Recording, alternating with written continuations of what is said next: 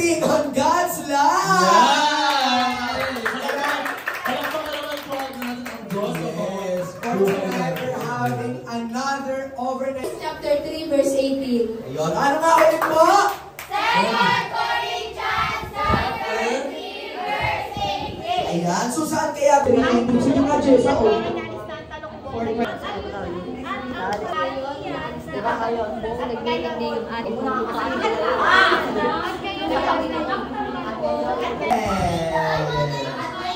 That's for, you know, distractions.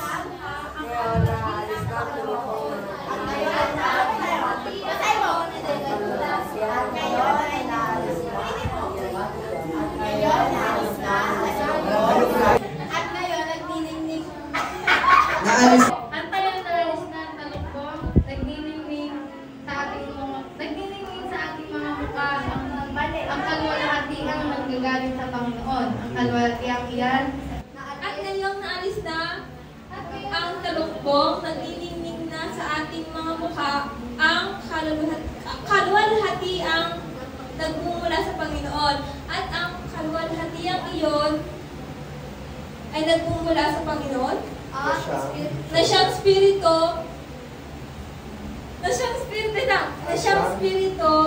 na magbabago sa atin.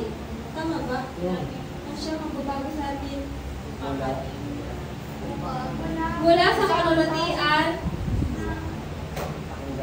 hanggang sa tayo'y maging kalarawan niya. Amazing! Hey, go!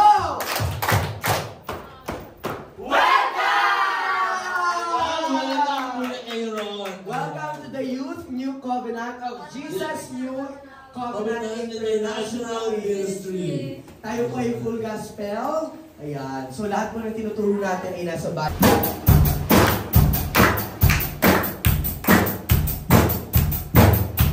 Sinabi ng Diyos sa anak ang buhay ko.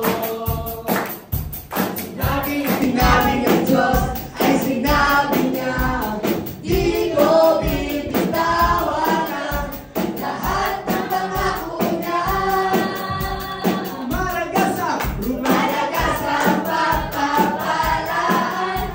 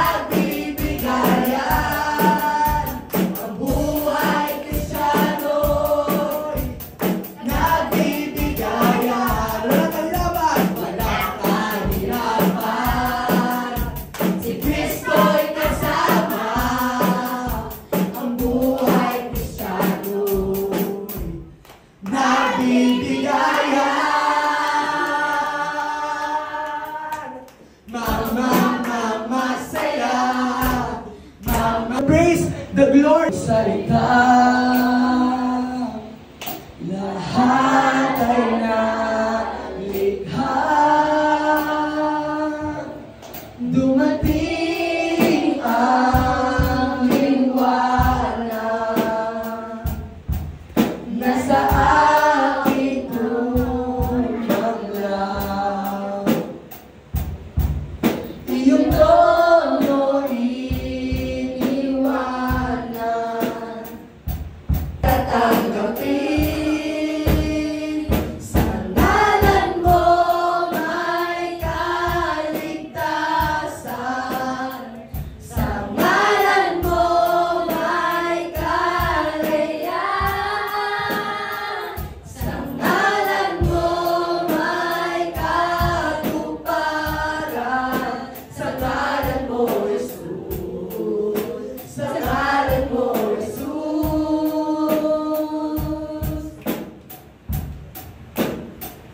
Oh my katuparan, sa ngalan mo Jesus, sa ngalan mo Jesus, sa ngalan mo may kaligtasan, sa ngalan mo may kalayaan, sa ngalan mo may katuparan, sa ngalan mo dahil patatawarin ang lubos, dahil ikaya ng Diyos. Ako'y kung ako'y lalapit, masisiyan, manalig, patatawarin ang lubos, dahil ako'y anak ng Diyos. Ako'y lalapit, masisiyan, manalig, patatawarin ang lubos, dahil ako'y anak ng Diyos. Tayo'y lalapit, masisiyan, manalig, patatawarin ang lubos, dahil tayo'y anak ng Diyos. Kung tayo'y lalapit, magsisiyan, manalig, patatawarin ang lubos, dahil tayo'y anak ng Diyos. Sa ngalan mo may kaligtasan, sa ngalan mo may kalayaan, sa ngalan mo may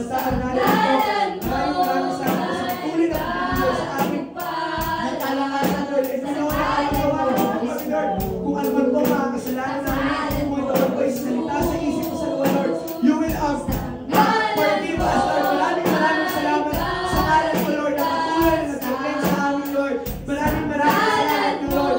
Sa ngalan mo, may kaligtasan, may kalayaan, at may katuparan, Lord. And we declare that now, Lord. Kung ano man po ang mga problema, nararamdaman namin, Lord, kayo po magiging, kung ano man po ang mga bagay na inisip. Now.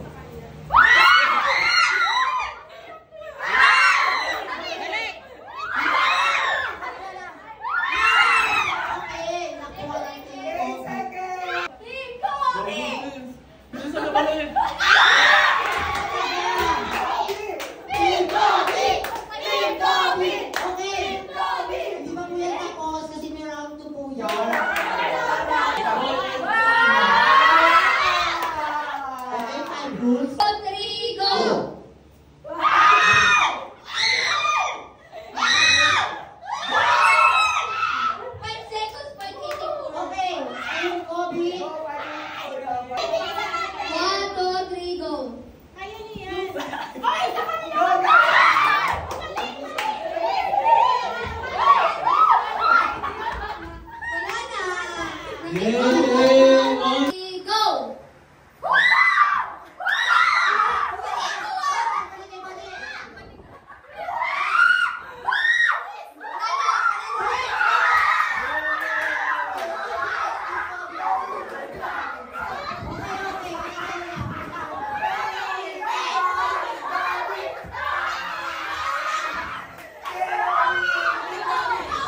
Ito yung mga paraan upang maibahagi natin ang pagmamahal ng Diyos ating mahal. So, 1 Peter chapter 5 verse 10. Naman sa ating daanan.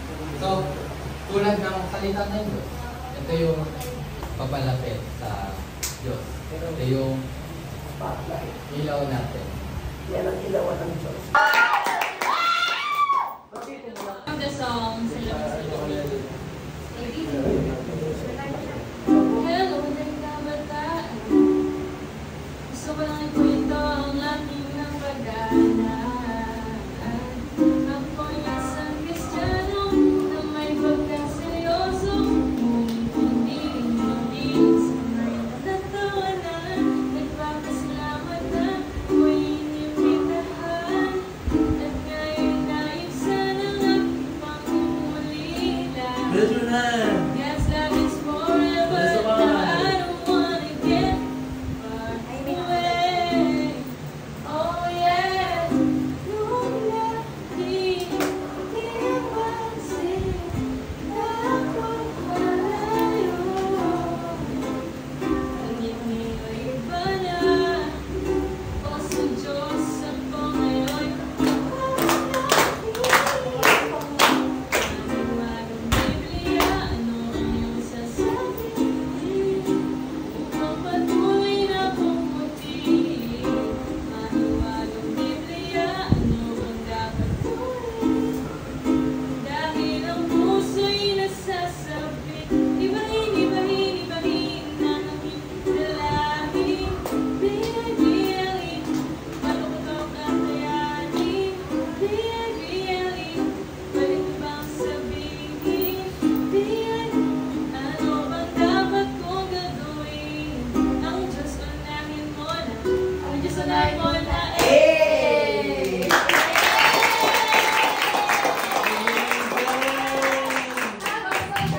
That was a very good.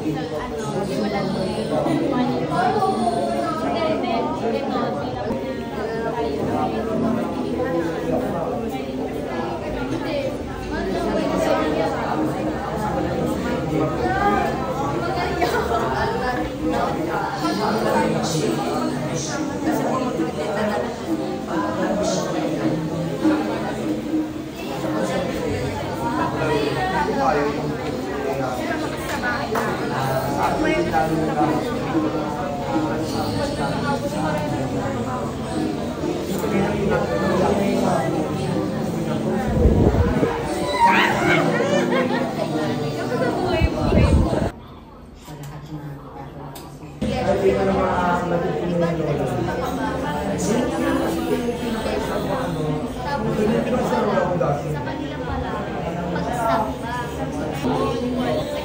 Stop ko muna sa inyo.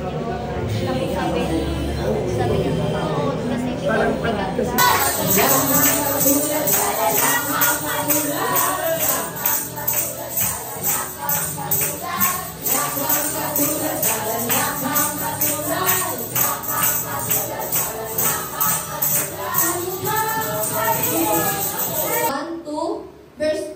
chapter 12, verse 1 to 2. So, pakibasa po. 12. Ang inyong pag-iisip upang maunawaan ninyo ang kanyang kalooban. Sa gayon, magagawa ninyo kung ano ang mabuti, kalugod-lugod at ganap ng kalooban ng Diyos. So, mag-focus muna tayo dito sa verse 1. So, sa paanong paraan? Sa tingin nyo, sa paanong paraan natin may masasabi natin na na-surrender na natin ang ating mga buhay? Anyone? Pwede sumagot ha? Sa paanong paraan nyo masasabi na na-surrender nyo na yung ano nyo? Yung buhay nyo sa Panginoon. Kasi di ba, huwag makikiayon sa takbo ng mundo. Lagi ang kalaban ng Panginoon sa akin sa oras. Kasi lagi mahilig ako manood. So dapat, kahit... Let us reflect. Kumusta ka ba bilang isang anak? Kumusta ka? Ano Ano ba yung mga nagawa mo sa iyong mga magulang? May galit at isundo nyo. Sana bago matapos ang gabi nito, may magbabago sa inyong mga sarili na hindi perfecto ang ating mga magulang. Pero sana makita nyo kung anong ginagawa ng mga magulang nyo sa inyo. Kung ano yung mga sakripisyo na so let's reflect our lives today. Ano ba yung mga kailangan natin baguhin sa ating mga buhay? Gusto ko itong maranasan. Nawa yung spot na parang ang hirap-hirap ng buhay. Dumadating kayo sa punto na wala kami makain. Kasi diba, hindi natin makikita yung mga magulang natin. Kasi yung may purpose ng buhay, kung bakit Diyos na mapapagaan ng ating nararamdaman. Ang magulang natin lalo ng ating tatay, reflection na ng Lord sa buhay natin. Kung sa batang edad nyo, tingin nyo, ba't kailangan kong gawin ito?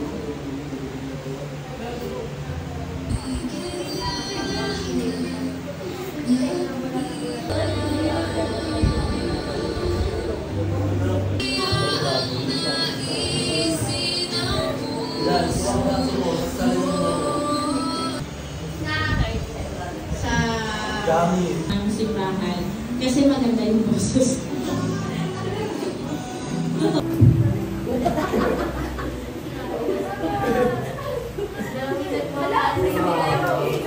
Nalimutan ko pa yung mga taong yun na naging bahagi ng pagkabigong ko. Napatawag ko na sila ng ninong na yung isang nito.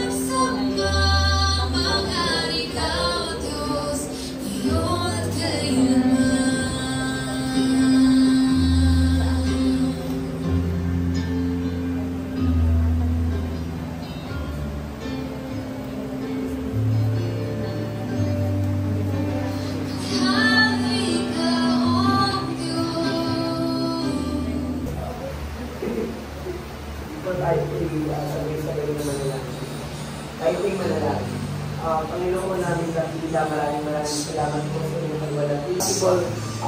Kapag po kayong kasama namin, Lord, kung ano man po mga problema, yung circumstances na pinakaharap namin yung Lord, alam ko po na ito'y nalutas na, Lord. Ito'y binigyan niyo na po ng ng solution, Lord. At alam mo po, na yung mga problems na ito, Lord, ay hindi po ito problema sa amin, but this is a blessing for us, Lord.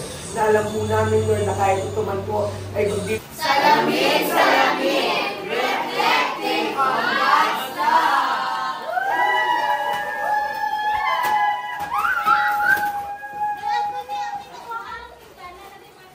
Wala ko sino eh. Ipigilan ko sana yun.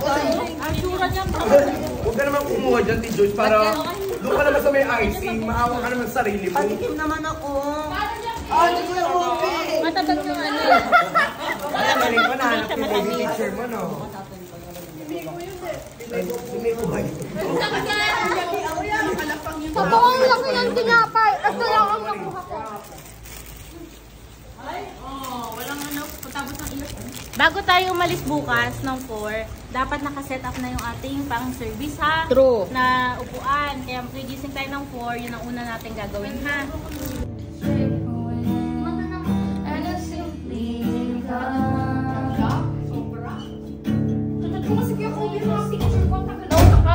Ayan, video. Ay? Dito, Joey, yun eh.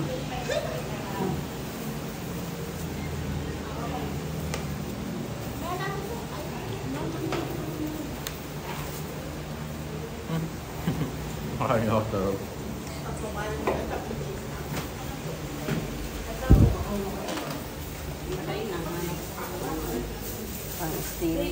Gunteng? Andun.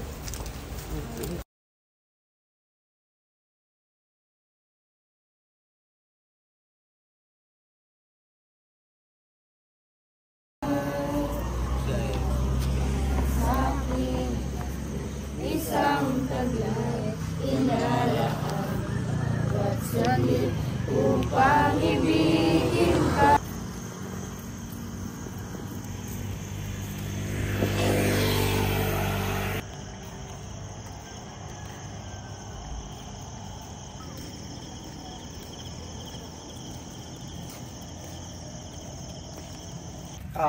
Magkakataon, Lord, upang